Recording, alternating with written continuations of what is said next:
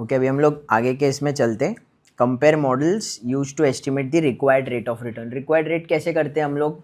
Level 1 corporate issuers, CAPM capital asset pricing model. क्या था formula? RFR plus beta into RM minus RF। यहाँ पे ना थोड़ा एक्सटेंडेड कैपम ये सब भी है, बट उसके पहले ना ये लोग बताने के पहले ना एक कंसेप्ट दिया है यहाँ पे, ये दिख रहा है आपको?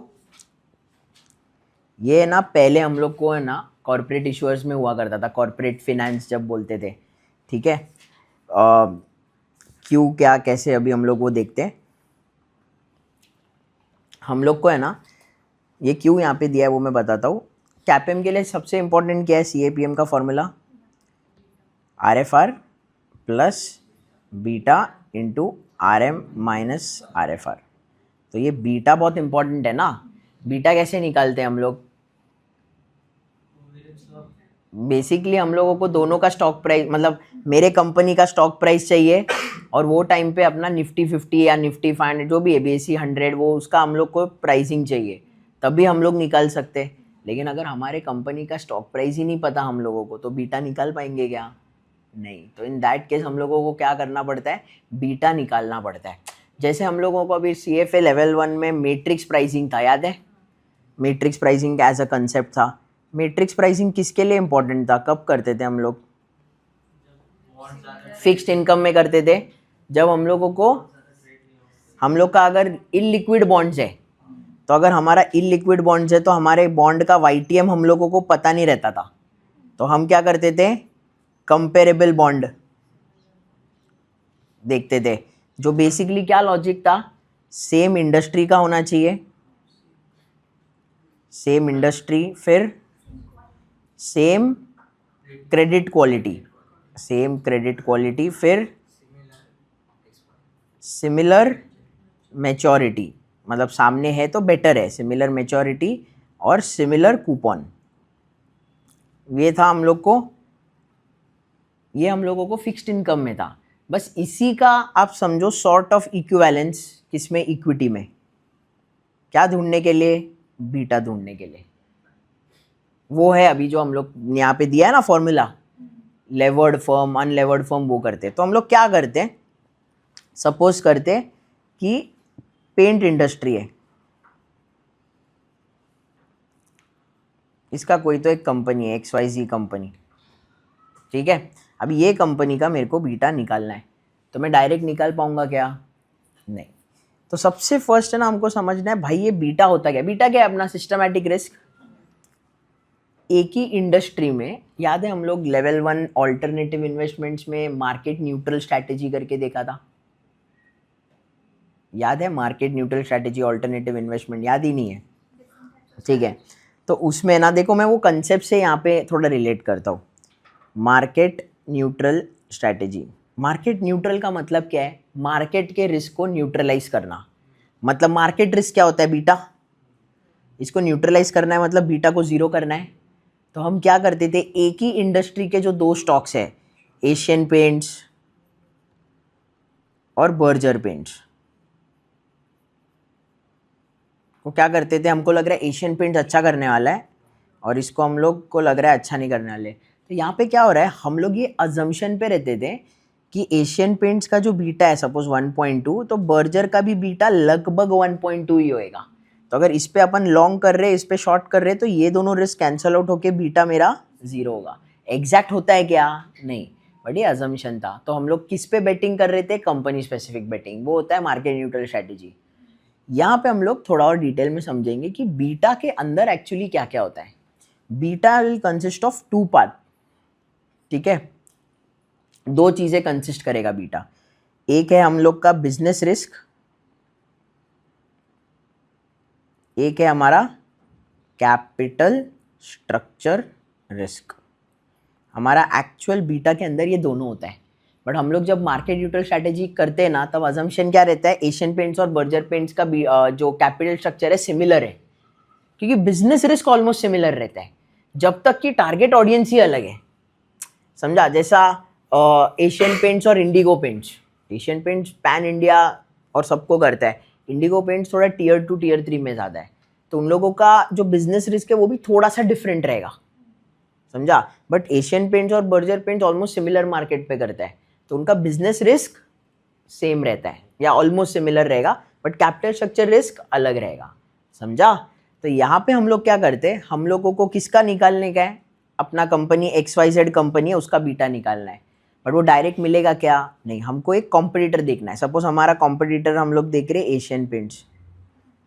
यहाँ पे एक अजम्पशन है, मोटा अजम्पशन जो लेते नहीं है वो है साइज का प्रीमियम। एशियन पेंट्स को अगर मैं कंपेयर कर रहा हूँ मेरे कंपनी के साथ जो पेंट में ही है, मेरा कंपनी 100 करोड़ बना रहा है, 100 करोड़ का बिजनेस है, एशियन पेंट्स तो लाखों करोड़ों का बिजनेस है, तो साइज का भी एक फैक्टर आता है ना यहाँ पे। वो एक्चुअल रियल लाइफ में हम लोग साइज का भी फैक्टर इन करते हैं।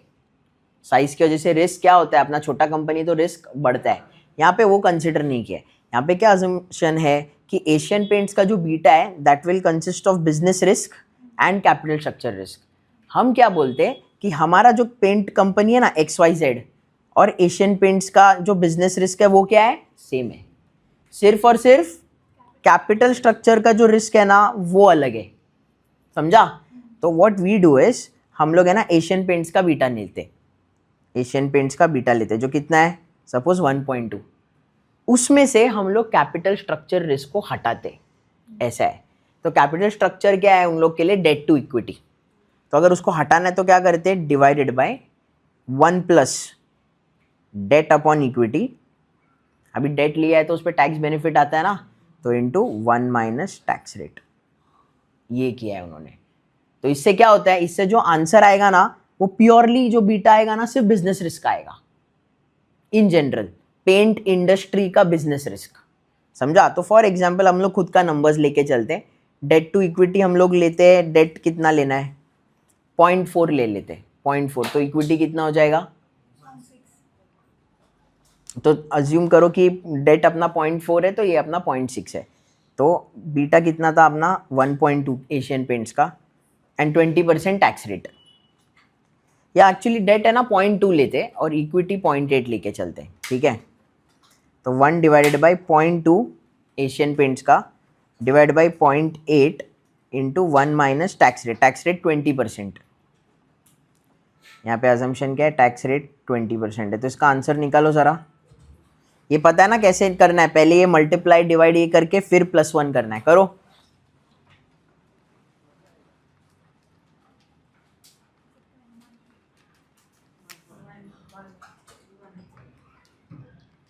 वन आ रहा है एग्जैक्ट, ऐसा जरूरी नहीं है 1 ही आएगा, यहाँ पे आंसर क्या आ रहा है 1। ये जो बीटा निकाला है हमने, ये जो बीटा निकाला है ये क्या है, सिर्फ और सिर्फ बिजनेस रिस्क। फिर अभी मेरे कंपनी का भी बिजनेस रिस्क सेम ही होगा, बराबर 1। मेरे कंपनी का अभी क्या करना पड़ेगा, कैपिटल स्ट्रक्चर इनकॉर्पोरेट करना पड़ेगा, XYZ का कैपिटल स्ट्रक्चर इनकॉर्पोरेट करना पड़ेगा। अभी सपोज मेरे कंपनी का कैपिटल स्ट्रक्चर है, डेट अपना 0.5 है, इक्विटी भी 0.5 है, तो क्या करना पड़ेगा अभी 1, जब मेरे को निकालना था तो डिवाइड किया, अभी इनकॉर्पोरेट करना है तो मल्टीप्लाई, तो मल्टीप्लाइड बाय 1 प्लस अपने कंपनी का डेट स्ट्रक्चर, डेट कितना है 0.5, इक्विटी कितना है 0.5 into 1 minus suppose tax rate है 30%, तो इंटू 1 माइनस 0.3 करो, कितना आएगा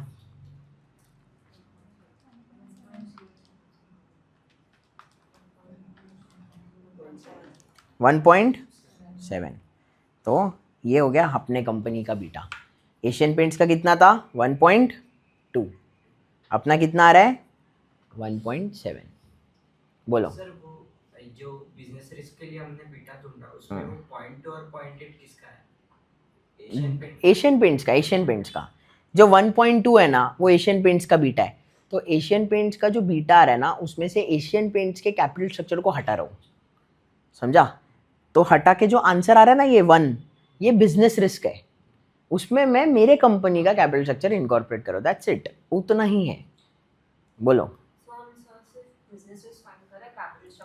हाँ बराबर। पहले ना एशियन पेंट्स का बीटा ले रहे क्योंकि वो पब्लिक लिस्टेड है, भाव पता है, बीटा मिल जाएगा, उसमें से उसका कैपिटल स्ट्रक्चर हटा रहे तो बिजनेस रिस्क मिलता है। उसमें मैं क्या कर रहा हूँ, मेरे कंपनी का कैपिटल स्ट्रक्चर इनकॉर्पोरेट कर रहा हूँ, बस that's it. that's why we are using D upon E. हाँ, कैपिटल स्ट्रक्चर कर रहे करके डेट अपॉन इक्विटी, बराबर, समझा। तो इसको हम लोग क्या बोलते हैं, बीटा अनलेवर्ड। अनलेवर्ड क्यों, लेवरेज हटा दिया ना उसमें से, डेट टू इक्विटी का इफेक्ट हटाया है, तो जो बीटा है बिजनेस रिस्क का उसको क्या बोलते हैं, बीटा ऑफ अनलेवर्ड। फिर ये क्या होएगा, बीटा ऑफ प्राइवेट कंपनी अपना, और जो 1.2 है बीटा वो पब्लिक कंपनी का। समझा ये फॉर्मूला पूरा, इन लोग ने सिर्फ थियरी में दिया है, वो एक्चुअली ऐसा है। क्लियर। अभी हमको बीटा मिल गया, अभी उन लोगों ने ना क्वेश्चन किया है, सिंपल है, क्वेश्चन के थ्रू ही कर लेते हैं। दो और कंसेप्ट है, एक्सपैंडेड बीटा और बिल्टअप बीटा, बिल्टअप मेथड करके।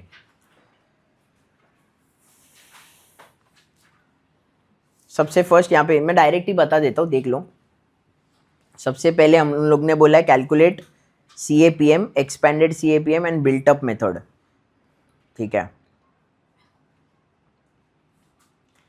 CAPM के लिए क्या करना है, RFR plus beta into RM minus RF, तो RF कितना है 3.6, तो 3.6 आ गया, बीटा है 1.3, मार्केट रिस्क प्रीमियम कितना है, हाँ इक्विटी रिस्क प्रीमियम 6, तो आंसर कितना आ गया 11.4%, ठीक है। मैं बता देता हूँ, ये ऐसा सॉल्व करने का एकदम ज़रूरत नहीं है। एक्सपैंडेड CAPM, तो यहाँ पे देखो एक्सपैंडेड CAPM में क्या करते हैं, साइज और फर्म स्पेसिफिक अनसिस्टमैटिक रिस्क को ऐड करते हैं। अभी आप बोलोगे अरे अनसिस्टमैटिक रिस्क के लिए तो रिटर्न्स नहीं मिलना चाहिए था, ये ऐसा कैसा दे दिया। याद है लेवल 1 में जब बेसिक्स पढ़ाया था तुमको कॉर्पोरेट इशूअर्स में, तभी तुम लोगों को बोला था बीटा और क्या होता है, बीटा अपना सिस्टमैटिक रिस्क होता है और अनसिस्टमैटिक रिस्क होता है। अनसिस्टमैटिक रिस्क को हम लोग डाइवर्सिफाई कर सकते हैं अगर 30 स्टॉक डाल दिया तो अनसिस्टमैटिक रिस्क के लिए कभी भी आप रिटर्न्स एक्सपेक्ट नहीं कर सकते। क्या एग्जाम्पल दिया था मैंने अनसिस्टमैटिक रिस्क का,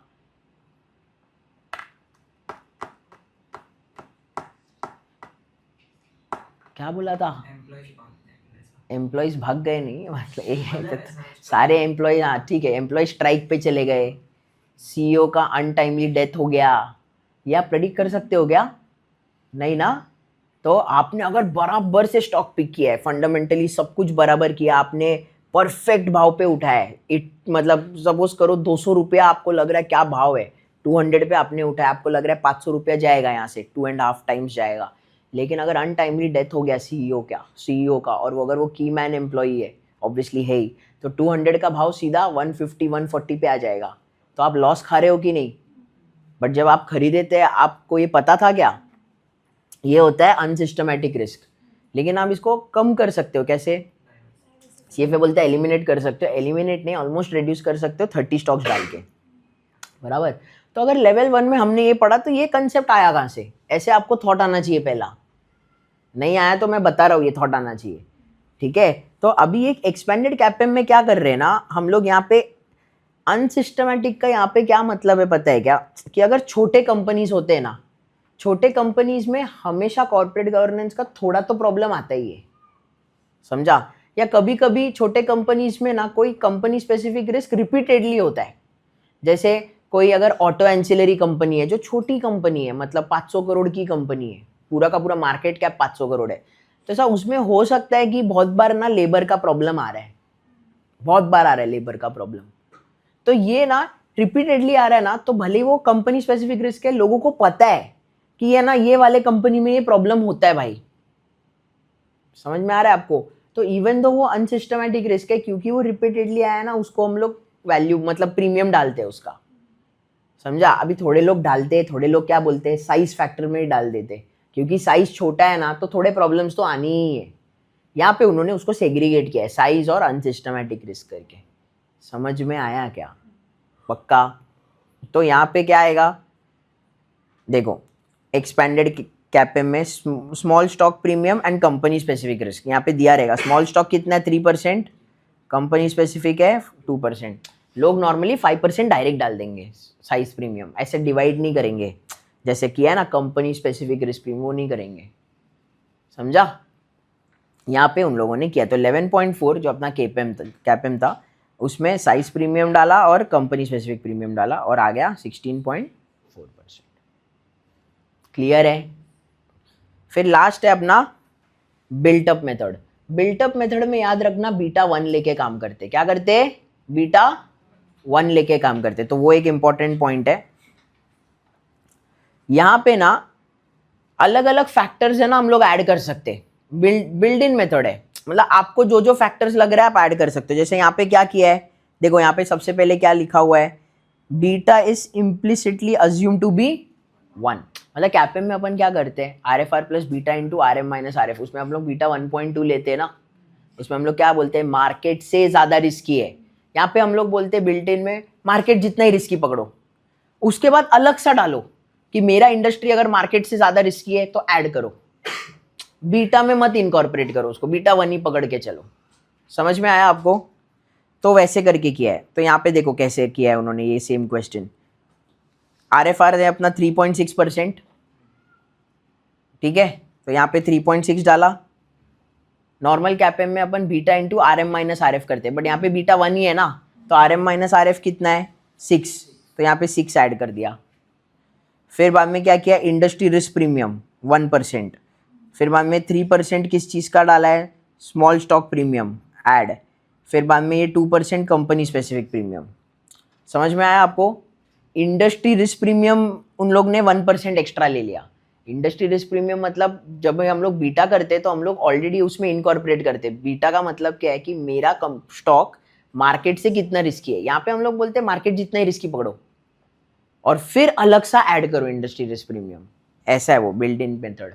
क्या ये सब हम लोग करके प्रैक्टिकली कोई इतना करता है क्या? मतलब पब्लिकली लिस्टेड में तो करते ही नहीं है, प्राइवेट में भी ऐसे एकदम नहीं करते वो लोग, मोटा मोटी एक नंबर ले लेते।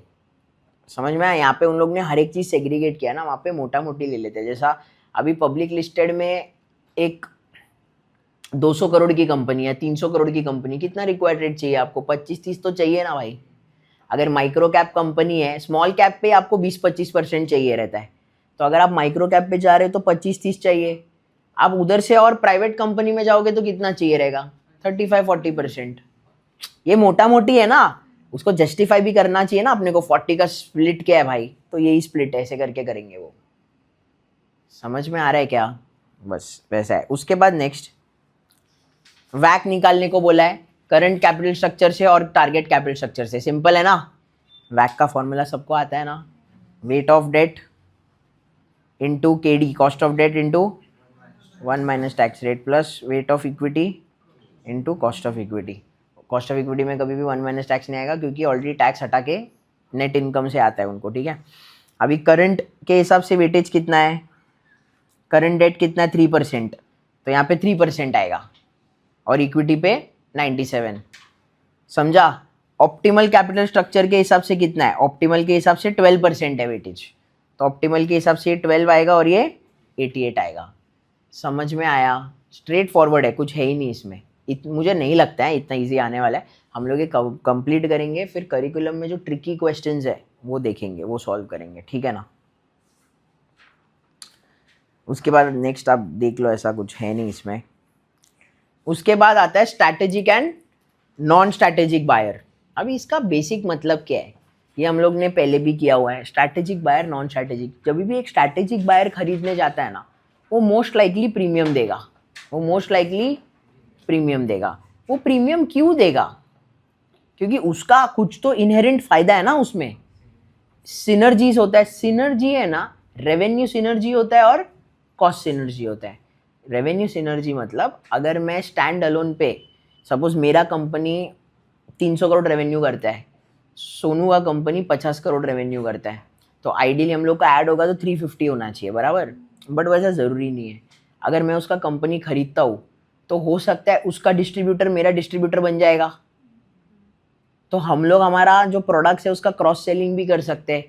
प्लस क्योंकि मैं मार्केट लीडर बन गया, ये सेकंड इन लाइन था, अभी सेकंड इन लाइन भी मेरा है, तो मैं मेरा सेलिंग प्राइस भी थोड़ा बढ़ा दिया।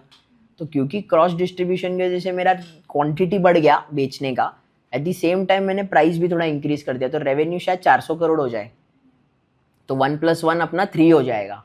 That is called as revenue synergy. कौन सा एग्जाम्पल है इसका? एग्जाम्पल है 2018-19 देयर अबाउट्स में पिडिलाइट ने एरलडाइट को एक्वायर किया था, ठीक है। पिडिलाइट वो अपना फेविकॉल, उन लोग का एक और प्रोडक्ट था फेविक्विक, ऐसा मेरे बचपन में, मैं तुम लोग से थोड़ा बड़ा हूँ, तो उसमें ऐसा 2003 2004 में ऐसा एक ऐड होता था, मतलब बहुत फेमस, मतलब पिडिलाइट उसके लिए फेमस था, फेविक्विक फेविकॉल के ऐड के लिए, कि एक बंदा अमीर आदमी फिशिंग कर रहा है, उससे जम ही नहीं रहा है फिशिंग, फिर एक कोई तो स्टिक था उसमें फेविक्विक डालता है, हाथ डाल देता है, तो 4-5 फिश निकलते हैं। तो वो टाइम के लिए वो बहुत फेमस ऐड था, समझा। तो वो उसका स्टार प्रोडक्ट था, बट उसमें वो सेकेंड इन लाइन था फेविक्विक में। फर्स्ट था एरलडाइट करके कंपनी, ठीक है, हंट्समैन करके कोई कंपनी है जो उसको ओन करता था, एरलडाइट वो कंपनी को, प्रोडक्ट को। तो पिडिलाइट ने एरलडाइट को खरीदा और उनका क्रॉस सेलिंग की वजह से उनका फेविक्विक और ये एरलडाइट का जो प्रोडक्ट्स है उसका सेल बढ़ा, समझा। तो वो एक परफेक्ट एग्जाम्पल है रेवेन्यू सिनर्जीज के लिए, पिडिलाइट एक्वायरिंग एरलडाइट, ठीक है। उसके ऊपर भी मैंने वीडियो बनाया है, अगर किसी को देखना रहेगा तो बाद में यूट्यूब पे देख सकता है, समझा। यही हम लोग, ये रेवेन्यू सिनर्जी है। कॉस्ट सिनर्जी मतलब क्या होएगा? कॉस्ट सिनर्जी मतलब एक एएमसी बिजनेस दूसरे एएमसी बिजनेस को खरीद रहा है, हैंड्स डाउन कॉस्ट सिनर्जीज आएगा ही आएगा, है कि नहीं। अभी एचडीएफसी एएमसी है, उसने कोई और एएमसी को खरीदा, तो अभी आपको लगता है क्या कि नंबर ऑफ एम्प्लॉयज उतने ही लगेंगे? बहुत सारे जो डिविजन्स है वो हट जाएंगे, जैसे एडमिन तो हट जाएगा, ट्रेजरी डिपार्टमेंट 2 नहीं है, अभी 1 ही होगा। 2 डिपार्टमेंट का क्या करेंगे? 1 ही होगा। एनालिस्ट, अभी मेरे इधर इन हाउस एनालिस्ट 15-20 है, उधर भी 15-20 है, तो क्या अभी 40-50 चाहिए क्या अपने को? नहीं, 15 एनालिस्ट 20 एनालिस्ट, ज़्यादा से ज़्यादा 5 एनालिस्ट ऐड करना पड़ेगा। तो पहले 20 और 20 40 था, अभी 20+5 25 में काम खत्म हो जाएगा। तो आप कॉस्ट क्या कर सकते हो? कम कर सकते हो, समझ में आया। अकाउंटिंग के लिए 2 फर्म रखे हुए, एक ही में हो जाएगा।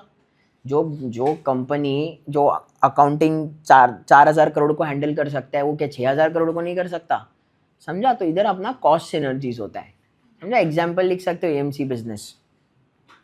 यहाँ पे इतना कुछ दिया नहीं है, यहाँ पे बेसिक एग्जाम्पल है कि अगर कोई बोलता है कि स्ट्रैटेजिक बायर है, वो ज़्यादा क्यों देता है, क्योंकि उसको फ़ायदा होगा इसी के लिए देगा। तो वही एग्जाम्पल यहाँ पे दिया हुआ है। चलो मैं रीड करता हूँ, देख लो। An analyst is valuing a firm with 2 different potential buyer. Buyer A is a firm in the same industry as the target firm, which expects to reduce cost at the target firm by eliminating redundancies. ये अपना AMC वाला example पकड़ लो, तो obviously इसको cost synergy होएगा। Buyer B is a firm in an unrelated industry, तो इसको synergy मिलेगा क्या? नहीं। तो ऑब्वियसली बायर ए ज़्यादा देने को देखेगा, मतलब दे देगा वो ज़्यादा, क्योंकि उसको फर्स्ट हैंड में बेनिफिट होने वाला है। तो वो बेनिफिट किस टाइप का होने वाला है, वो है question. Calculate the normalized EBITDA. अभी जो हम लोग कर रहे हैं वो क्या कर रहे हैं? Normalized EBITDA. तो सबसे पहले हम लोग देखेंगे जो टारगेट कंपनी है उसका एबिटा कितना है। टारगेट कंपनी का एबिटा कितना है भाई? 4.8 मिलियन, 48 लैक्स। यहाँ पे देख लो 48 लैक्स है, बराबर। उसके बाद उन लोग ने क्या बोला है? करंट एग्जीक्यूटिव का कॉम्पनसेशन कितना है? 9 lakh. Market based executive compensation कितना है? 6 लाख। अभी ये जो बेनिफिट है ये तो दोनों भी लेंगे ना। अब इससे फर्क पड़ता है क्या स्ट्रैटेजिक बायर है कि नहीं? अगर मैं स्ट्रैटेजिक बायर नहीं भी हूँ, जब मैं कंपनी एक्वायर करूंगा मार्केट से किसी को लेके आऊंगा, तो दोनों भी क्या कर रहे? 3-3 लाख बचा रहे ना। ये समझा क्या? टारगेट कंपनी का करंट एग्जीक्यूटिव कॉम्पनसेशन 9 लाख है, लेकिन अभी सपोज सोनू का कंपनी है, वो 9 लाख ले रहा है डॉलर्स, और तब जाके एबिटा कितना आ रहा है? 48 लैक्स डॉलर्स। तो अभी अगर मैं सोनू का कंपनी एक्वायर कर रहा हूँ तो सोनू तो हट जाएगा ना, सोनू के जगह पे कोई और बैठेगा, जिसको कितना देना पड़ेगा? 9 लाख नहीं देना पड़ेगा, 6 लाख देना पड़ेगा। तो 3 लाख बच गया ना मेरा, तो प्रॉफिट मेरा, समझा आपको।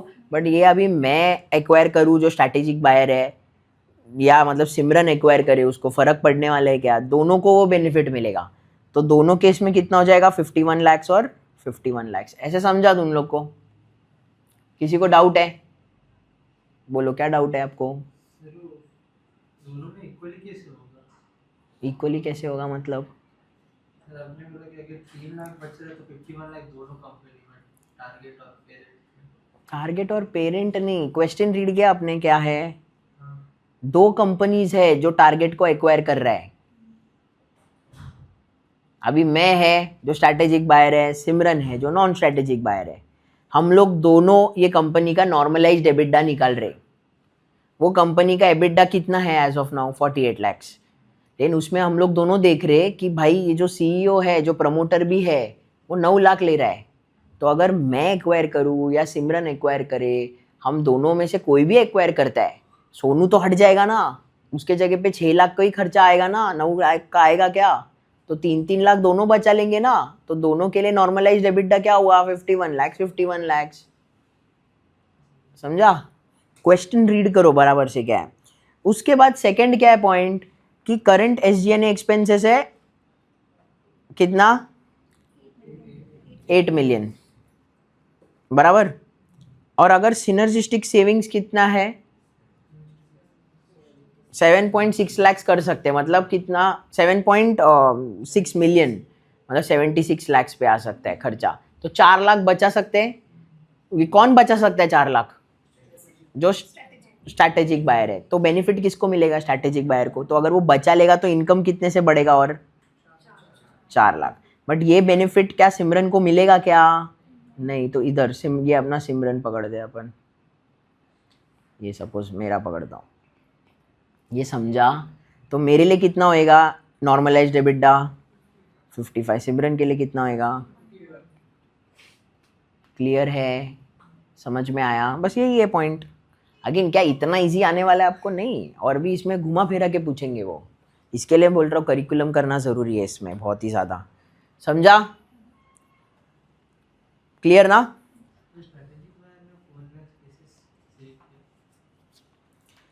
क्या लिखा हुआ है आप ही बताओ, क्या लिखा हुआ है? नंबर्स तो देखो क्या है। हाँ, और विदाउट सिनर्जी कितना है? 80 लाख। तो अगर मैं सिनर्जी में जो है स्ट्रैटेजिक बायर हूँ तो सिनर्जी है ना, कॉस्ट सेविंग्स हो रहा है ना 4 लाख का। तो जब मैं सोनू का कंपनी एक्वायर करूँगा मुझे 80 लाख नहीं पड़ेगा खर्चा, 76 लाख ही पड़ेगा। तो 4 लाख बचा लिया ना खर्चा, 4 लाख बचा लिया खर्चा, मतलब एबिटडा 4 लाख से बढ़ेगा। सिमरन को वो बेनिफिट है क्या? नहीं है उनको वो बेनिफिट। वो पूरा 80 लाख देंगे जो पहले चल रहा था, तो उनको कोई बेनिफिट नहीं होने वाला है, तो नहीं बचाएंगे वो पैसा। समझा क्या? उसके बाद नेक्स्ट, अभी नेक्स्ट कंसेप्ट क्या है? Discount for lack of control. Okay, lack of control का मतलब क्या है? अभी ये ना माइनॉरिटी होल्डर के पर्सपेक्टिव से, या तो आप एक्चुअली ये प्राइवेट कंपनीज में होता है discount for lack of control. ठीक है, अभी सपोज करते कि सोनू का कंपनी है या तो मेरा कंपनी है 100%। ठीक है, अभी किसी को भी अगर कोई स्टेक लेना है, सपोज एनीसेट को स्टेक लेना है मेरे कंपनी में, वो 10% ले रही है मेरे कंपनी में। ठीक है, तो भी 90% किसका है? मेरा ही है। भले उसके पास 10% है ना, वो कंट्रोल दूर दूर से नहीं कर पाएगी। वो ये भी डिसाइड नहीं कर पाएगी कंपनी के क्या डिसीजंस होंगे, क्योंकि प्राइवेट कंपनी मैं ही डिसाइड करूँगा। समझा? तो उसको कंट्रोल रहेगा क्या चीज़ों का? मैं बोलूँगा मेरे को इतना डिविडेंड चाहिए तो चाहिए, उनको भी मिलेगा क्योंकि वो शेयर होल्डिंग है उनका। बट उनको अगर ऐसा है ना, अरे ये साल मत दे डिविडेंड, तू री इन्वेस्ट कर, लेकिन फिर भी मेरे को डिविडेंड देना है, मैं दूंगा, वो कुछ कर पाएंगे क्या? नहीं। तो उनका कुछ से नहीं है। तो क्योंकि उनका से नहीं है, वो वैल्यूएशन क्या करेंगे? जब मेरे को वैल्यू कर रही है मेरे कंपनी को, अगर उनको 10% चाहिए, उनको ये रिस्क पता रहेगा कि नहीं पता रहेगा? तो अगर मेरे कंपनी का वैल्यूएशन 400 करोड़ होना चाहिए था, क्या वो 400 करोड़ पे वैल्यू करेगी? नहीं, वो 400 करोड़ नहीं देंगे। वो बोलेंगे यार मैंने 10% खरीद भी लिया, मेरे पास उतना से नहीं है जितना प्रमोटर के पास से है, तो मैं 400 करोड़ पे वैल्यू नहीं कर सकती। मैं सिर्फ 350 करोड़ पे वैल्यू करूंगी, और उसके हिसाब से 10% मतलब 35 करोड़ पे ही खरीदूंगी। 10% मैं 40 करोड़ नहीं दूंगी। तो ये 5 करोड़ उन्होंने कम दिया ना। क्यों दिया? Lack of control, discount for lack of control. ऐसे समझ में आ रहा है तुम लोग को बेसिक? तो यहाँ पे देखो वही सब दिया हुआ है। लेकिन जब एक कंपनी पब्लिक चली जाती है ना, तब discount for lack of control कम हो जाता है, क्योंकि वो कोई भी उठ सूट के डिसीजन नहीं ले सकते, है ना। पब्लिक लिस्टेड एंटिटी में क्योंकि बहुत सारे डिस्क्लोजर्स होते हैं, कॉन्फ्रेंस कॉल्स रखना पड़ता है, एनालिस्ट मीट होता है, बहुत सारी चीज़ होता है। तो प्राइवेट कंपनी में वो प्रॉब्लम हो सकता है, पब्लिक लिस्टेड में वो प्रॉब्लम नहीं बोल सकता हूँ, कम रहता है। नहीं बोल सकते, कम रहता है। समझा आपको? तो ये discount for lack of control निकालना बहुत हार्ड है। मैं ऐसे नहीं बोल सकता कि अभी सपोज एनिसेट मेरे कंपनी को वैल्यू कर रही है, तो वो ऐसे डायरेक्ट नहीं बोल सकती लैक ऑफ कंट्रोल है 20%, 25%, 30%, ऐसे नहीं कर सकते। वो निकालने का ना एक तरीका होता है, उन्होंने बोला है, ठीक है। वो कैसा है, यहाँ पे देखो, because estimates for lack of control discounts are not easily available, we back this information out of control premiums observed in public company take over transactions. ये बहुत इंपॉर्टेंट पॉइंट है, इसका मैं मतलब बताता हूँ। ये लोग क्या बोल रहे हैं कि हम लोग है ना discount for lack of control नहीं निकाल सकते डायरेक्ट, बहुत हार्ड है निकालना। तो हम क्या करेंगे ना, हम है ना सिमिलर स्पेस पे, मतलब सेम सेक्टर में हम देखेंगे कोई पब्लिक कंपनी का एक्विजिशन हुआ है क्या, कोई पब्लिक कंपनी का एक्विजिशन हुआ है। इसका एग्जाम्पल ऐसे समझो कि गौरव का कंपनी है, ठीक है, गौरव का कंपनी है और पब्लिक लिस्टेड स्पेस पे। अगर मैं उसके कंपनी का 400 करोड़ है मेरे को, क्योंकि अभी कंट्रोल मिलेगा पूरे का पूरा कंपनी को, तो मैं 400 करोड़ का 440 करोड़ दे रहा हूँ। कितना दे रहा हूँ? 440 करोड़। तो कितना परसेंट मैंने कंट्रोल प्रीमियम दिया है? 10%। अभी ना एक्चुअली वो 10% जरूरी नहीं है सिर्फ कंट्रोल के वजह से ही है, हो सकता है वो गुडविल हो उसमें, है ना, बहुत सारी चीजें होगा। तो वो एग्जैक्ट आंसर नहीं आता है, बट आप ऐसे करते हो, आप क्या बोलते हो कि पब्लिक लिस्टेड एंटिटी है, 400 करोड़ की कंपनी है, लेकिन मैं पूरा कंपनी खरीदना चाहता हूँ, मतलब मुझे कंट्रोल चाहिए, और वो कंट्रोल के चलते हुए मैं 10% प्रीमियम देने को तैयार हूँ, समझा? तो मैं कितना दे रहा हूँ? 10% एक्स्ट्रा, ऐसे समझा? तो ऐसा मैंने एग्जाम्पल यहाँ पे ना ऐसे एग्जाम्पल लिया ताकि आपको समझे कि एग्जाम में अगर आता है ना तो आप बिना फॉर्मूला आ सकता है आपको। लॉजिक क्या है? गौरव का कंपनी कितने का है? 100 करोड़ का। मैं वो कंपनी पे 100% कंट्रोल चाहता हूँ करके मैं कितना प्रीमियम दे रहा हूँ? 125 करोड़। यानी कि कितना परसेंट हुआ ये? 25%। मतलब मेरा ये क्या है? Control premium 25%। ऐसे समझा? अगर ये है ना मेरे पास डेटा, तो मैं बस इसको रिवर्स करता हूँ और लैक ऑफ कंट्रोल निकालूंगा। इसका मतलब क्या है? अगर 125 करोड़ है कंपनी का वैल्यू, यही अगर प्राइवेट होता या मतलब मैं कंट्रोल नहीं होता मेरे पास, तो कितना होगा वो? 100। मतलब इधर से इधर जा रहा हूँ, तो 125 का 100 हुआ, मतलब कितना? 25 डिवाइडेड बाय 125। 25 डिवाइडेड बाय 100 नहीं होगा ना, यहां से यहां जाना है मेरे को। अगर ऐसे सोचो, एक स्टॉक 125 का है, वो अगर गिरता है 100 रुपये पे, तो क्या करते हैं अपन? -25 डिवाइडेड बाय 125 करते हैं, 100 नहीं करते ना। यहाँ से चालू की और यहाँ पे एंड हुआ, तो डिनोमिनेटर हमेशा जहाँ से चालू होता है वहाँ से होता है मैथमेटिकली, बराबर ना? तो क्या किया? -25 डिवाइड बाय 125, ये कितना है? 20%। मतलब कंट्रोल प्रीमियम 25%, मतलब लैक ऑफ कंट्रोल प्रीमियम कितना है? 20%। समझा? यानी कि अभी एनिसेट के हिसाब से मेरे कंपनी का वैल्यूएशन 400 करोड़ है, तो 400 करोड़ नहीं देंगे, उसमें से 20% लेस करके देगी वो। ऐसे समझा? 320 करोड़ पे लॉक करेंगे। क्लियर है ये?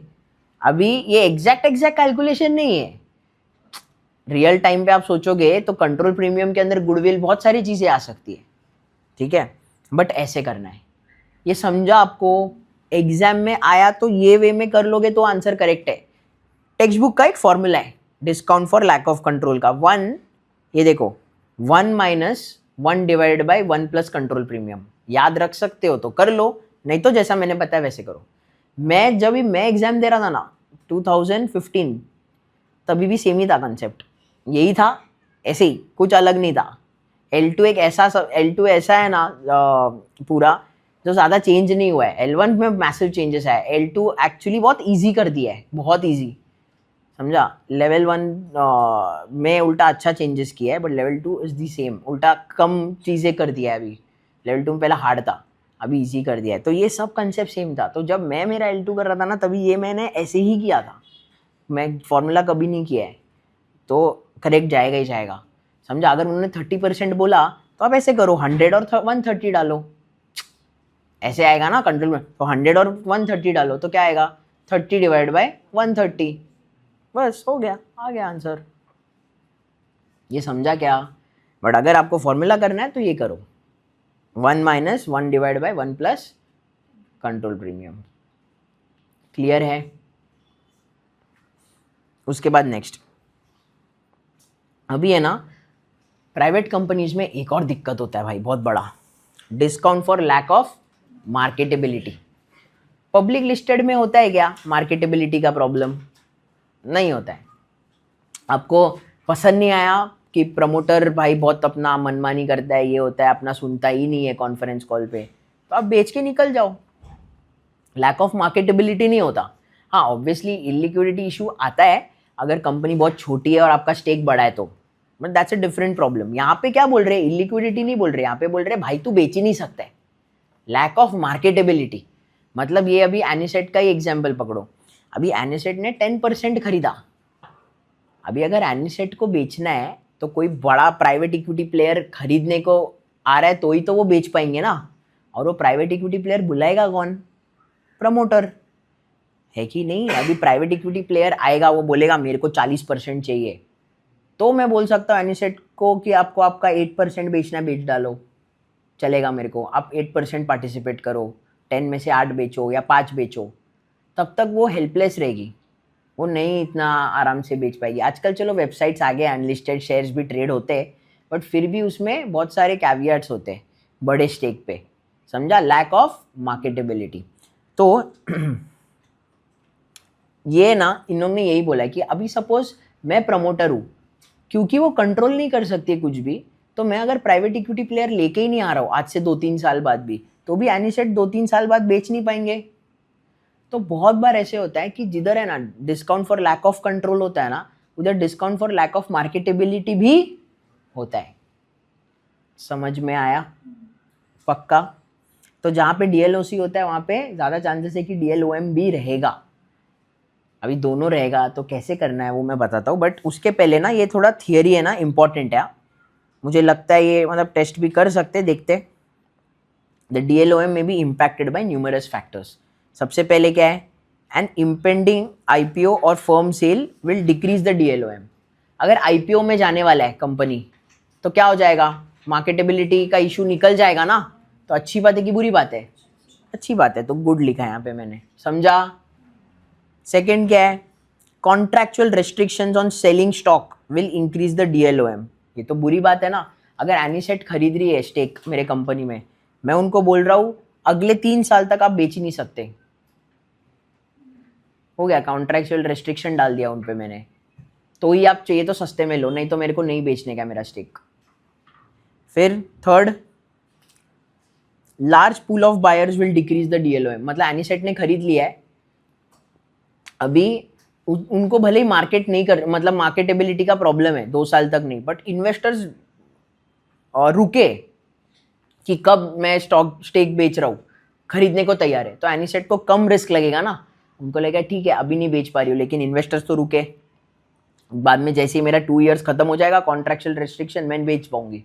तो ये अच्छी बात है कि अगर बायर्स बहुत खड़े ना ऑपोजिट पोजीशन पे तो टेंशन नहीं है। फिर क्या है, greater ownership concentration will increase the DLOM. Obviously अगर मेरे पास 90% है ना तो रिस्क बढ़ता है उन पे। समझ में आया ये pointers? Large pool of buyers will decrease DLOM, अच्छी बात, ओके।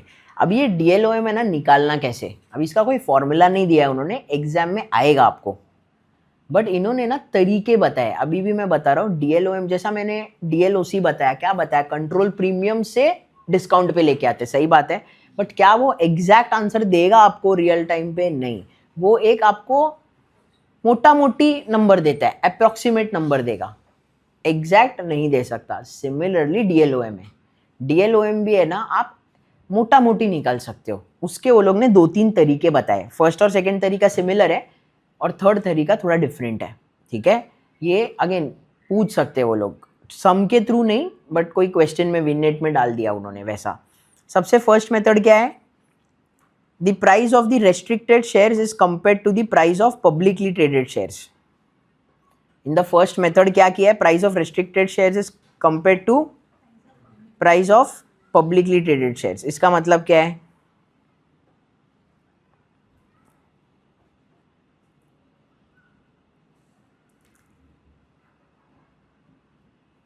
अभी है ना एंकर इन्वेस्टर्स होते हैं, एंकर इन्वेस्टर्स पता है प्री आईपीओ खरीद सकते हैं स्टेक, आईपीओ जाने के थोड़ा पहले, लेकिन उन लोग क्योंकि एंकर इन्वेस्टर्स है तो उन लोगों को 30 दिन, 60 दिन, 90 दिन, कभी कभी किसी को 1 साल तक भी रुकवाते थे। वो रिस्ट्रिक्टेड स्टॉक्स होता है, या तो रिस्ट्रिक्टेड स्टॉक्स एक्चुअली एम्प्लॉयज़ को भी मिलता है, ईसॉप्स ये सब भी रिस्ट्रिक्टेड ही होता है, क्योंकि वेस्टिंग पीरियड जब तक नहीं होता है तब तक उनको अलाउ नहीं करते, समझा। बट यहाँ पे सिंपल पकड़ो कि pre IPO and post IPO. Pre IPO भाव है अपना 200 रुपया, पोस्ट आईपीओ जैसी आईपीओ हो गया तो हो गया 250, तो कितना परसेंट हो गया, 25%। तो वो सॉर्ट ऑफ अपना डीएलओएम जैसा माना जाएगा। वैसे समझ रहे हैं आपको, बस उतना ही समझना है। फिर सेकंड भी वही है, सिमिलर ही है। देखो, pre IPO shares is compare to that of post IPO. उसके फर्स्ट वाले में वो लोग ने रेस्ट्रिक्टेड स्टॉक्स को पोस्ट आईपीओ के साथ देखा था। रेस्ट्रिक्टेड स्टॉक्स मतलब क्या, कि तुमको हम लोग दे रहे प्री आईपीओ बट ये बेच नहीं पाओगे तुम, जो एंकर इन्वेस्टर्स को होता है, थोड़े इंस्टीट्यूशंस पे लगाते हैं वो लोग रेस्ट्रिक्टेड स्टॉक्स। ये सेकंड वाला क्या है कि किसी ने प्री आईपीओ खरीदा फिर बेच भी सकता है पोस्ट आईपीओ, तो वो डिफरेंस, वो शायद डिफरेंस थोड़ा कम दिख के आएगा शायद, समझा। तो फर्स्ट और सेकंड है ना काफ़ी सिमिलर है, थर्ड वाला है ना थोड़ा डिफरेंट है, ठीक है। थर्ड वाला एक बार देखो,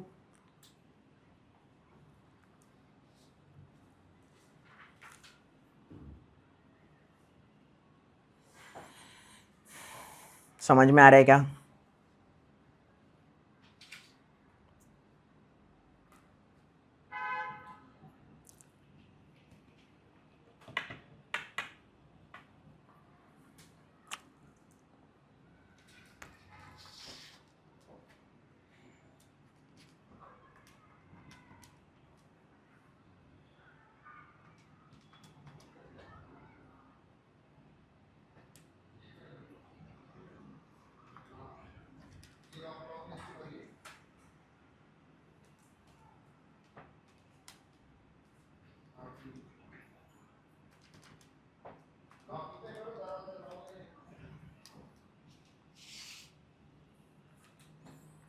यहाँ पे देखो, थर्ड मेथड एस्टिमेट दी डीएलओएम वाला।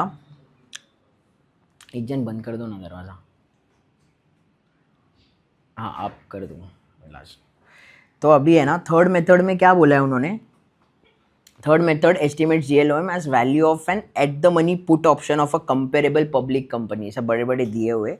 सो बेसिकली क्या बोल रहे हो लोग, सपोज एक कंपनी है अपना जो आईपीओ पे जाने वाला है, ठीक है, कभी जाने वाला है, आज हम लोग 15 जैन को बैठे हुए, तो अगर 3 मंथ्स हुआ तो क्या क्या है, February 15, March 15, April 15, April 15 को आईपीओ होने वाला है यहाँ से 3 मंथ्स में। तो मैं क्या करूँगा, एक पब्लिकली लिस्टेड स्टॉक देखूँगा जो डेरिवेटिव मार्केट में सेम 3 मंथ्स के हिसाब से देखूँगा, जो डेरिवेटिव पे, और पुट ऑप्शन देखूँगा एट द मनी। कभी एज ऑफ ये 15 जैन को एक पुट ऑप्शन खरीद रहा हूँ eight the money, 3 month option put. कितना है पुट का जो एक्सरसाइज है 100, क्योंकि भाव भी 100 चल रहा है, एट द मनी है। इसका ये जो ये पब्लिक लिस्टेड एंटिटी है, इसका एक ये रहेगा ऑप्शन प्रीमियम, सपोज वो कितना है 6 रुपया। मतलब मैं क्या बोल रहा हूँ, अगर मैं अभी के अभी बेचता हूँ, सपोज अमेरिकन ऑप्शन है, अभी के अभी बेचता हूँ तो कितना मिलेगा मेरे को पैसा, 100 रुपया है ना स्टॉक का भाव, लेकिन मैं अभी के अभी फटाक करके बेचना है मेरे को, तो कितना मिलेगा हाथ में पैसा, 100 रुपया मिलेगा, लेकिन ऑप्शन प्रीमियम 6 रुपया जाएगा ना, तो कितना मिलेगा, 94 मिलेगा। ऐसे समझ में आ रहा है? यानी कि 100 रुपये का स्टॉक है, लेकिन अभी के अभी मेरे को अगर बेचना है तुरंत, एकदम सुपर लिक्विडिटी चाहिए, तो कितना मेरे को खोना पड़ रहा है, 6% खोना पड़ रहा है ना, वही आप डीएलओएम लेके चलो, ऐसे बोल रहे हो, समझा। लेकिन आपको ये देखना पड़ेगा आपका कंपनी का भी आईपीओ यही दौरान हो रहा है, मतलब अगर 3 मंथ ऑप्शन है, मतलब 15 अप्रैल को एक्सपायर होगा वो पब्लिक लिस्टेड का ऑप्शन, और उसी दौरान आपके कंपनी का आईपीओ होना चाहिए, तो हम लोग उसको लाइक टू लाइक, देखो एग्जैक्ट आंसर नहीं आएगा, क्योंकि वो पब्लिक कंपनी में क्या पता कुछ कंपनी स्पेसिफिक रिस्क है, पता नहीं वो कंपनी स्पेसिफिक रिस्क की वजह से वॉलिटिलिटी ज़्यादा हो, अपने को आइडिया नहीं है। बट ये आपको मोटा मोटी आंसर देगा कि 6% है तो आपका डीएलओएम 6 है, वैसा समझ में आया? ऐसे करके करना है। और जैसे जैसे देखो ना ऑप्शन का अगर कम होते जा रहा है, अगर Jan 15 के जगह पे मैं March 15 करता तो आपका ऑप्शन का प्रीमियम कितना होता? कम होता ना. ऑप्शन का प्रीमियम शायद 1.5 रुपया होता. तो 1.5 divide by 100 1.5%. And rightfully so, क्योंकि मैं ऑलमोस्ट आईपीओ तक आ गया हूं, तो मार्केटेबिलिटी का रिस्क कम हो जाता है. समझा? आपको वो एनालॉजी के हिसाब से वो सिखा रहे. क्लियर है ये? उसके बाद ना इन लोग ने यही बोला है ड्रॉबैक क्या है ये मेथड का, कि वही जो पब्लिक लिस्टेड का वॉलिटिलिटी और मेरा वॉलिटिलिटी सब अलग है तो गया. प्लस एक और ड्रॉबैक क्या बोला है, The drawback of this approach is that a put option indicates a certain selling price, not actual liquidity. मैंने क्या बोला, 100 रुपया में बेचना है, तो अभी अगर अभी के अभी बेचा तो 100 रुपया अपने को मिलेगा और 6 रुपया ऑप्शन प्रीमियम का जाएगा, 94 रुपीज़ मिलेगा. तो एक्चुअली अपने को समझ में आ रहा है कि कितना रुपया मिल रहा है. हम लोग उसको एनालॉजी बना रहे हैं उसका कि 100 रुपया अभी के अभी चाहिए तो 94 ही मिल रहा है भाई, तो 6 रुपया तुम खो रहे हो तो आपका DLOM है. ये हम लोग ने ऐसा एग्जैक्ट आंसर नहीं है ये, तो इसके लिए एक एनालॉजी है, तो वो उसका ड्रॉबैक है कि वो एग्जैक्ट अपने को लिक्विडिटी नहीं बता रहा. उसके अंदर कंपनी स्पेसिफिक रिस्क होगा, सब कुछ होगा. जैसा कंट्रोल प्रीमियम के अंदर सिर्फ कंट्रोल प्रीमियम थोड़ी होता है, गुडविल होता है, बहुत सारी चीज़ होता है. वैसे यहाँ पे लिक्विडिटी होगा, कंपनी स्पेसिफिक रिस्क होगा, सब मिला के वो 6% है. वही उन्होंने बोला है. उसके बाद यहाँ पे देखो, ये भी ईजी है, देख लो यहाँ पे DLOC है अपना 20%, DLOM कितना है 13%. तो अपना टोटल डिस्काउंट क्या है? तो अपन ऐसे नहीं कर सकते 20 + 13 33, ये गलत है. बहुत सिंपल तरीके से करो. कैसे करना है आपको? 100 रुपया का अगर आपका वैल्यू है 100 करोड़, 20% DLOC है तो कितना हो जाएगा? 100 में से 20% हटाओ, कितना हुआ? 80% नहीं, 80 हुआ ना. 100 का मतलब 100 का 80% 80, DLOC हट गया. इसमें से आपको DLOM हटाना है 13%, तो कितना करना है? 80 का 87%, बराबर ना. ये देखो 100 है टोटल, 100 करोड़ का है कंपनी, इसमें से मेरे को DLOC है 20%, तो 20% हटाना है ना. 100 में से 20% हटाए तो कितना होता है? 80%. तो 100 का 80% कितना हुआ? 80 करोड़. इसमें से अभी कितना हटाना है भाई? 13% हटाना है, तो कितना हो गया? 87%. तो 80 करोड़ का 87% कितना हुआ? 87%, 69.6 करोड़. तो टोटल अपना डिस्काउंट कितना हुआ भाई? 100 माइनस 69.6 कितना हुआ? 30.4. वही देखो आप यहाँ आंसर है. समझ में आया क्या? सिंपल ना.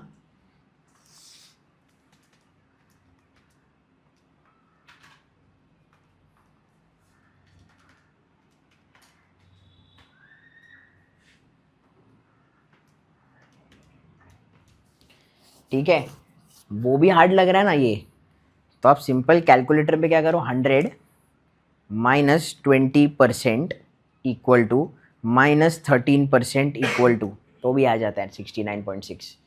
समझा? ये सब फॉर्मूला करो ही मत. मतलब ठीक है ये फॉर्मूला भी, बट क्यों करना है ये सब जब सिंपल आ रहा है तो आंसर. ठीक है, क्लियर है? पॉज करो. ओके, अभी हम लोग आगे का देखते हैं. Calculating the value of minority interest. Minority share holder holds 15% of private firm's equity and CEO holds 85%. So suppose there are two possible outcomes, two possible scenarios. First scenario is CEO is likely to sell the firm soon, जल्दी बेचने वाले. In that case the valuation discounts will be small. DLOM of 5% will be applied. अभी आप इस पर argue कर सकते हो, यार अभी तो बेचने वाले तो DLOM लगाया है क्यों है? लगाने के लिए 2% भी लगा सकते हैं, बट कम लगाया है उन्होंने. पॉइंट ये है, समझा? ये जो 5% है DLOM वो कम लगाया है, वैसा है. अ DLOC will not be applied under the assumption that, अभी अगर मैं बेच रहा हूँ पूरा फर्म, तो अगर मैं प्रमोटर है, एनिसेट का 10% है, मेरे पास 90% है, मैं अगर पूरा फर्म बेच रहा हूँ, मैं सबसे महंगे भाव पे बेचूंगा ना, तो अगर मेरे को सबसे ज़्यादा बेनिफिट होगा तो एनिसेट को भी तो बेनिफिट होगा. समझ में आया? क्योंकि मेरे को जितना पैसा मिलेगा उतना ही प्रोपोर्शनेटली उनको मिलेगा 10% पे. समझ में आया? तो इसके लिए यहाँ पे क्या बोला है उन्होंने? DLOC will not be applied. समझा? Discount for lack of control, क्योंकि उनको बेस्ट प्राइस ही मिलेगा सेलिंग पे. क्योंकि मेरे को चाहिए रहेगा ना बेस्ट प्राइस, तो उनको ऑटोमेटिकली बेस्ट प्राइस, इसके लिए डीएलओसी नहीं है, वैसा समझा। सेकेंड सिनेरियो में CEO has no plans to sell the firm, इसमें तो प्रॉब्लम हो गया। फिर क्या बोल रहे हैं उसमें, डीएलओएम कितने का लगेगा, 20% का लगेगा।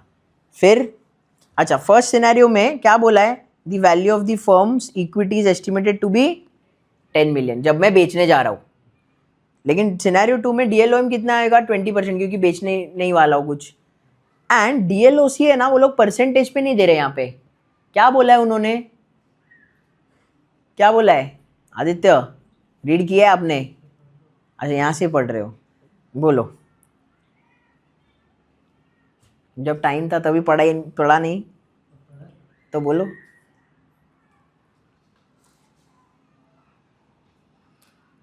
क्या बोल रहे हो? वो पहले इक्विटी का प्राइस मतलब वो कैलकुलेट करके कम तो वो लोग क्या कर रहे हैं ना, डीएलओसी अप्लाई नहीं कर रहे। वो लोग बोल रहे हैं इनएफिशिएंसीज की वजह से क्या प्राइसिंग आ रहा है, 9 मिलियन आ रहा है ना, तो 9 मिलियन ही रखेंगे। क्योंकि जब बेचने को जा रहे तो वो वैसा वाला एग्जाम्पल कि मैं एज अ मैं प्रमोटर है, मैं सीईओ भी है कंपनी का, तो मैं बहुत ज़्यादा सैलरी ले रहा था जिसके से वैल्यू कम हो रहा था। तो लेकिन अगर मैं किसी को बेचूंगा तो वो मुझे हटा के किसी को रखेंगे ना, तो वैल्यू ऑटोमेटिकली बढ़ेगा। इसके लिए 10 मिलियन था वहाँ पे। यहाँ पे एनिसेट का पॉइंट ऑफ व्यू क्या है, अरे बेचने ही नहीं वाले, तो अभी मैं अगर एज अ प्रमोटर ज़्यादा ही, सीईओ बहुत ज़्यादा सैलरी ले रहा है, तो उसका वो वैसे भी कुछ नहीं कर सकती है। तो उन्होंने क्या बोला है कि मैं रिवर्स कर ही नहीं पाऊंगी वो चीज़ को, तो वैसे ही मैंने वैल्यूएशन क्या रखा है, कम ही रखा है, 9 मिलियन पे रखा है। देखो समझा? तो instead of putting in 10 million उन्होंने 9 मिलियन रखा है, वही उनका डीएलओसी है। तो ऐसा अलग सा अप्लाई करने का जरूरत नहीं है, ऐसा है उसका मतलब। समझा आपको? तो यहाँ पे given these figures calculate the value of minority share holders equities interest under both the scenarios. First is 10 million valuation था, उसमें से माइनॉरिटी इंटरेस्ट का 15% है, तो 10 मिलियन मतलब 1.5 मिलियन। डीएलओसी अलग सा तो किया नहीं है क्योंकि है ही नहीं उसमें, तो 1.5 मिलियन ही आएगा, और डीएलओएम 5% उस पर हटा रहे तो 1.425 मिलियन आ रहा है। सेकंड में उससे कम रहेगा, चालू ही किससे हो रहा है, 9 मिलियन से हो रहा है, स्टार्ट ही डिफरेंट है। उसमें 15% मतलब 1.35 मिलियन। उसमें डीएलओसी अलग सा अपन नहीं कर रहे क्योंकि ऊपर ही कर दिया है हमने, और उधर से 20% लेस किया है, तो कितना आ रहा है, 1,080,000। समझ में आया दोनों में डिफरेंस कैसे किया है? इसके अलावा वो लोग बोल रहे हैं और भी डिस्काउंट हो सकता है, जैसे लैक ऑफ कंट्रोल और मार्केटेबिलिटी के हिसाब से जैसा किया है वैसे की % डिस्काउंट, मतलब कल को ये छोड़ के गया तो क्या हो जाएगा, बिजनेस हिल सकता है। फिर पोर्टफोलियो कॉन्सेंट्रेशन डिस्काउंट, ये आइडियली ज़्यादा एएमसीज में होता है कि तुम्हारा पोर्टफोलियो कॉन्सेंट्रेट, बट यहाँ पे ऐसे समझो कि तुम्हारे कस्टमर्स ही 5 ही है, तो बहुत बड़ा रिस्क है। वो 5 में से फर्स्ट 2 कस्टमर 90% रेवेन्यू है। जैसे एक कंपनी है, मेरे को अभी नाम नहीं याद आ रहा है, फूड्स एंड इन करके एक कंपनी है, 70-80 करोड़ में एसएमई एक्सचेंज पे, उन लोगों का 80% रेवेन्यू कुछ एक ही कस्टमर से आता है, तो वो एक बहुत बड़ा की रिस्क है। समझा? वही यहाँ पे बोला है, portfolio concentration risk and lack of voting rights. Voting rights ही नहीं है एनिसेट के पास, तो उसका अलग सा भी और डिस्काउंट मार सकते हो। समझा? उसके बाद नेक्स्ट पे चलते, वैल्यूएशन। ये तो काफ़ी सिंपल है। इनकम अप्रोच मतलब क्या उनका, डीसीएफ जैसा, एफसीएफएफ एफसीएफई।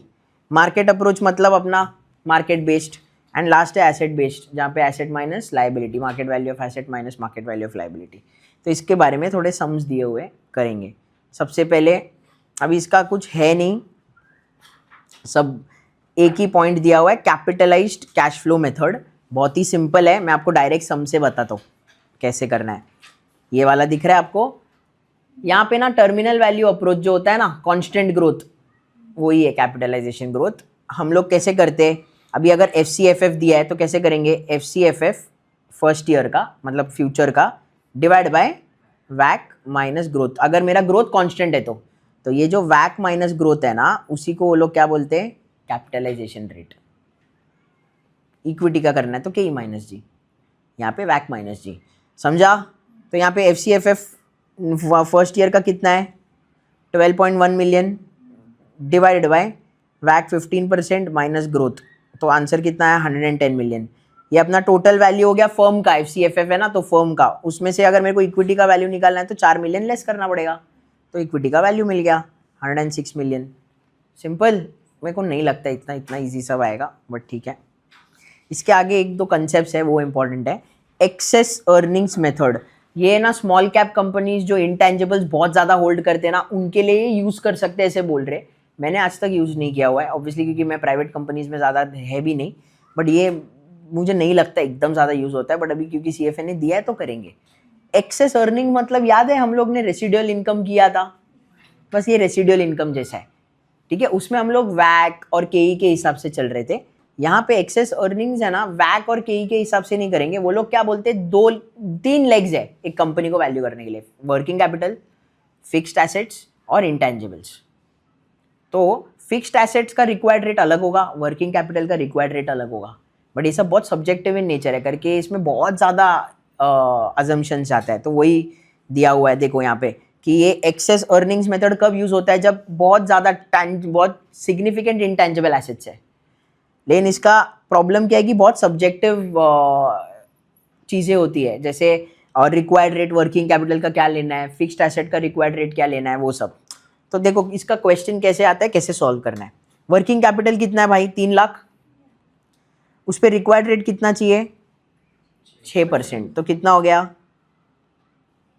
18,000 ना। तो 18,000 मेरे को वर्किंग कैपिटल से चाहिए, सही बात है।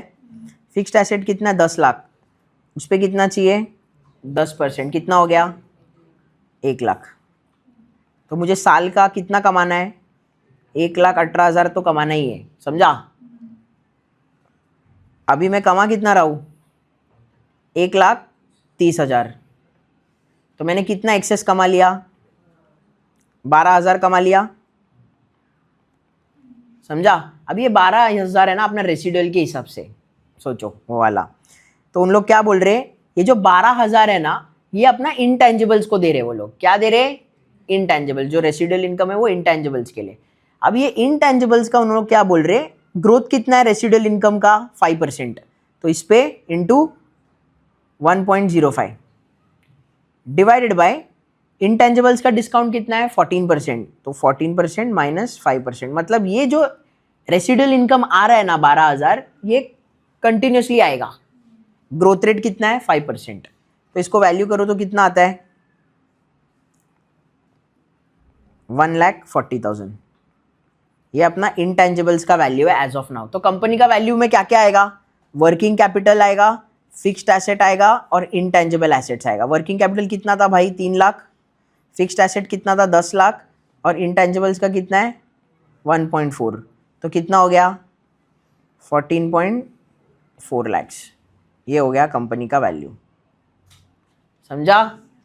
बहुत सिंपल है बट ये करते नहीं है ज़्यादा, क्योंकि ये सब कौन बोलेगा एग्जैक्टली 14% इंटेंजिबल का रिक्वायर्ड रेट है, फिर फिक्स्ड एसेट का 10 है। आप समझ रहे हो, वर्किंग कैपिटल में रिस्क कम है तो 6% लिया है, वर्किंग कैपिटल से ज़्यादा रिस्क मैन्युफैक्चरिंग में जो 10% उन लोगों ने फिक्स्ड एसेट पे लिया है। इंटेंजिबल और ज़्यादा रिस्की है तो उस पर 14% लिया है और 4% एक्स्ट्रा, वैसा है वो, समझा। फिर मार्केट अप्रोच है, ये अभी इंपॉर्टेंट है, guideline public company method and guideline transaction method. अभी ना सुन लो, लिखो मत, सब हैंड रिटन नोट्स में रहेगा, कुछ नहीं रहेगा तो यहाँ पे मैं बता दूंगा। अभी गाइडलाइन पब्लिक कंपनी मेथड क्या है, अभी यहाँ पे हम लोग कर क्या रहे, यहाँ पे हम लोग मार्केट बेस्ड अप्रोच डायरेक्ट नहीं कर रहे कि मेरा पब्लिक लिस्टेड एंटिटी है। हम लोग क्या कर रहे हैं कि सपोज मैं एक एक्वायरर है, मैं सोनू के कंपनी को एक्वायर करना चाहता हूँ, बराबर। बट अभी प्रॉब्लम क्या है, सोनू का कंपनी एक पब्लिक लिस्टेड है कि प्राइवेट कंपनी है, प्राइवेट कंपनी है, तो मैं उस कंपनी का पी निकाल सकता हूँ क्या भाई, प्राइस ही तो निकालना है मेरे को, कोई नहीं पता मेरे को कितने पे ट्रेड कर रहा है, तो मैं कर पाऊंगा क्या, नहीं। तो मैं क्या करूँगा, मैं कॉम्पिटिटर्स देखूंगा वो स्पेस पे कितने पे ट्रेड कर रहा है, मैं कॉम्पिटिटर्स देखूंगा वो स्पेस पे कितने पे ट्रेड कर रहा है। सपोज पेंट कंपनी है तो मैं कॉम्पिटिटर्स देखूंगा, Asian Paints, Indigo Paints, Berger Paints, Kansai Nerolac, ये सबका देखूंगा। समझ में आ रहा है आपको। तो सपोज ये मेरा कंपनी है, ठीक है, मनोज का कंपनी है, एक्वायरर है मैं, एक्वायरिंग कंपनी बी, जो ये है सोनू का company, company B paint company, ठीक है, क्लियर है सबको। अभी टारगेट कंपनी का पी मिलेगा क्या डायरेक्ट? नहीं, क्योंकि वो प्राइवेट कंपनी है। तो मैं कंपेरेबल्स करूँगा, Asian Paints, Indigo Paints, Berger paints, Kansas Nerolac, वैसा, समझा आपको।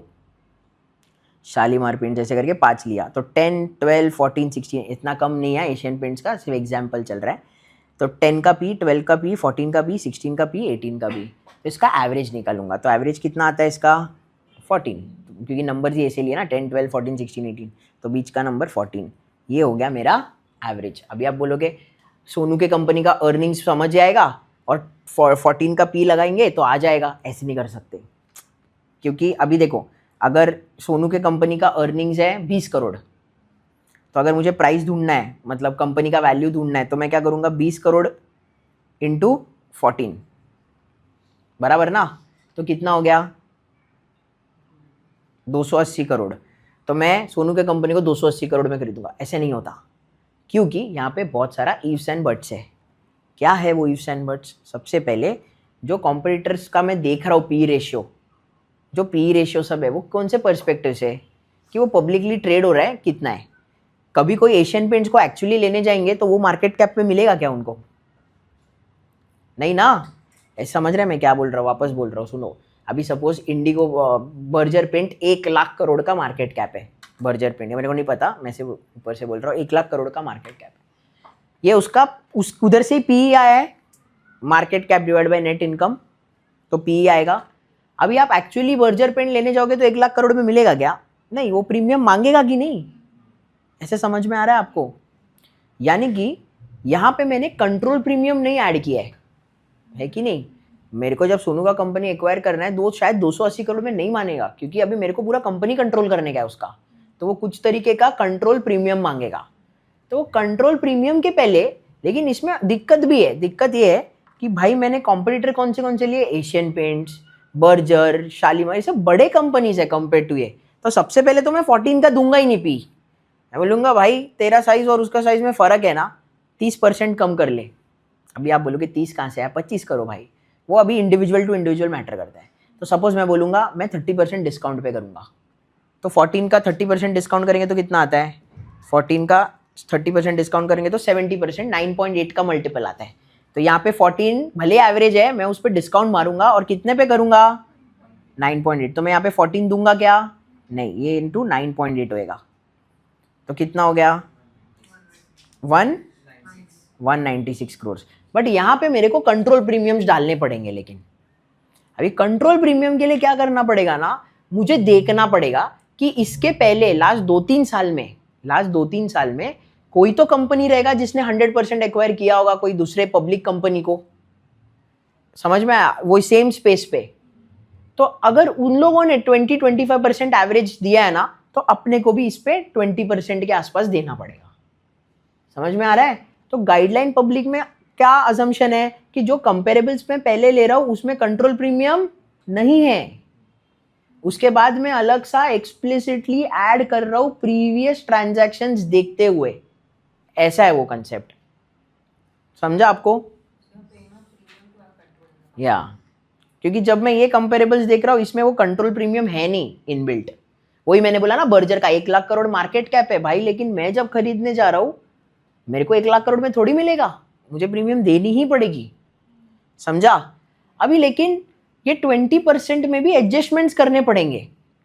जैसे अपने को देखना पड़ेगा कि जो वो प्रीवियसली एक्वायर किया था जिसने 20% दिया है वो शायद स्ट्रैटेजिक बायर है, लेकिन मैं स्ट्रैटेजिक बायर नहीं है, तो मैं 20% दूंगा क्या? नहीं, मैं शायद सिर्फ 5% दूंगा, शायद सिर्फ 10% दूंगा। तो ये एडजस्टमेंट्स करना पड़ेगा। तो वो उन लोगों ने बोला हुआ है। क्या बोला है यहाँ पे? देखो ये पॉइंटर्स है, ये थियरी के लिए इंपॉर्टेंट है।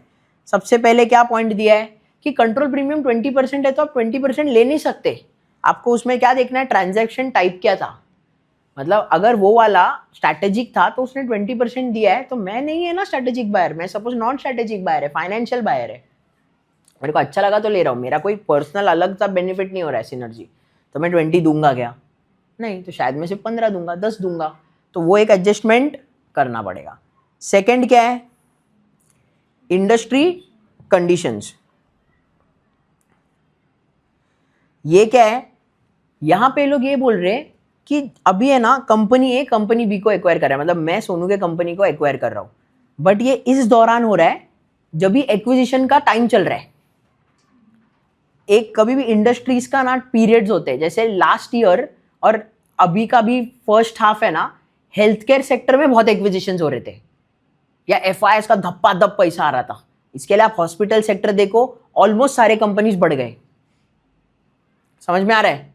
क्योंकि है ना सब सेक्टर का एक टाइम आता है, एक फ्लेवर रहता है, टाइम रहता है। जैसे आज से 2.5-3 years पहले केमिकल का था, सारे केमिकल 3 गुना 4 गुना, अभी स्ट्रगल कर रहे हैं।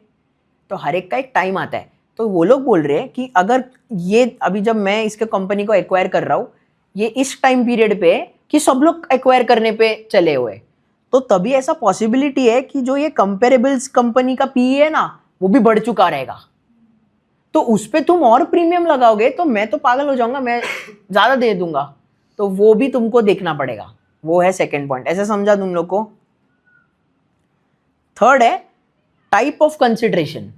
अभी ऐसा भी तो हो सकता है कि जो प्रीवियस ट्रांजैक्शन हुआ होगा, प्रीवियस ट्रांजैक्शन मतलब आज से 1.5 साल पहले एक कंपनी ने पेंट कंपनी को पूरा 100% खरीदा था, उसमें आप देख रहे हो कंट्रोल प्रीमियम 25% है। तो आप बोल रहे हो यार 25% प्रीमियम देना पड़ता है, बट हो सकता है वो कंपनी ने कैश ट्रांजैक्शन नहीं किया होगा। मेरे को अगर सपोज मेरे को सोनू का कंपनी खरीदना है, 2 तरीके से खरीद सकता हूँ। एक तो पूरा कैश दे सकता हूँ, उसको बोल सकता हूँ निकल। दूसरा हो सकता है कि मैं मेरे कंपनी का शेयर्स उसको दे सकता हूँ। समझा? अगर वो जो 25% कंट्रोल प्रीमियम दिख रहा है, वो इसके वजह से दिख रहा है कि कंपनी ने अपना शेयर्स दिया है खरीदने के लिए, कंपनी ने एक्सप्लिसिटली पैसा नहीं दिया है, तो there is a high possibility कि वो कंपनी का शेयर्स ही ओवर वैल्यूड रहा रहेगा। तो वो ओनर भी जो एक्वायरर है वो बोल रहा है ठीक है भाई इतना प्रीमियम ले ले, क्योंकि उसको पता है उसका शेयर्स थोड़ा ओवर वैल्यूड है, तो उसका वैसे भी कम डाइल्यूशन हो रहा है। ये भी तो हो सकता है। तो आपको ये भी देखना पड़ेगा। अभी ये आपको एग्जैक्ट समझेगा क्या? नहीं, बट एटलीस्ट आपको एक आइडिया लगेगा। अरे उसने 25% प्रीमियम दिया था, लेकिन वो कैश देके नहीं खरीदा था, उसने अपने खुद के कंपनी का शेयर्स दिया था ओनर को। समझ में आया? मैं ये कंपनी को खरीद रहा हूँ मेरा ही शेयर्स देके, उसको मैं बोल रहा हूँ मेरा शेयर्स ले ले और वो कंपनी मेरे नाम पे कर दे। तो देयर इज अ पॉसिबिलिटी कि वो ओवर वैल्यूड रहा रहेगा। वही उन लोग ने बोला है। ऐसा गारंटी नहीं होता, बट चांसेस बहुत हाई रहता है। तो ऐसे लिखा हुआ है देखो, which shares trading at inflated values, bubble. समझा? ओके, अभी नेक्स्ट वाला देखते, रीजनेबलनेस। यहाँ पे ऐसे वे में दिया है, चलो ऐसे वे में मैं बताता हूँ। सपोज करते हैं कि हम लोग 6 months पहले देख रहे, ठीक है, 1 Jan को चेक कर रहे सोनू का कंपनी। उस टाइम पे हम लोगों को कितना पी मल्टीपल मिला है सारे एवरेजेस का? 14। एंड फिर 14 में से हम लोगों ने 30% डिस्काउंट करके 9.8 लाए और उस पर 196 देगा। और हमने क्या किया कि जो भी 9.8 आया है मल्टीपल, उस पर हम लोग प्रीवियस देख रहे थे कितना कंट्रोल प्रीमियम लगेगा प्रीवियस ट्रांजैक्शंस पे। सपोज उस पर 20% लगाए तो कितना हो गया? 9.8 इंटू 1.2, बराबर ना? 9.8 इंटू 1.2, 1 + 20%, तो कितना होएगा? 9.8 इंटू 1.2, 11.76। तो अपना फाइनल वैल्यूएशन कितना बन के आएगा? 20 crores इंटू 11.76 कितना आता है? 235.2 crores, बराबर। अभी सपोज 6 महीना होने को, मतलब 6 महीने बाद मेरे को करना है एक्विजिशन। जब मैं 5th month पे आ रहा हूँ, तब सोनू ऐसे बोल देगा कि अरे नहीं अभी तो, लेकिन अब देखो सारे कंपेरेबल्स जो P14 था वो सारे अभी 20 हो गए, तभी मेरे को भी वैल्यूएशन ज़्यादा चाहिए। समझा?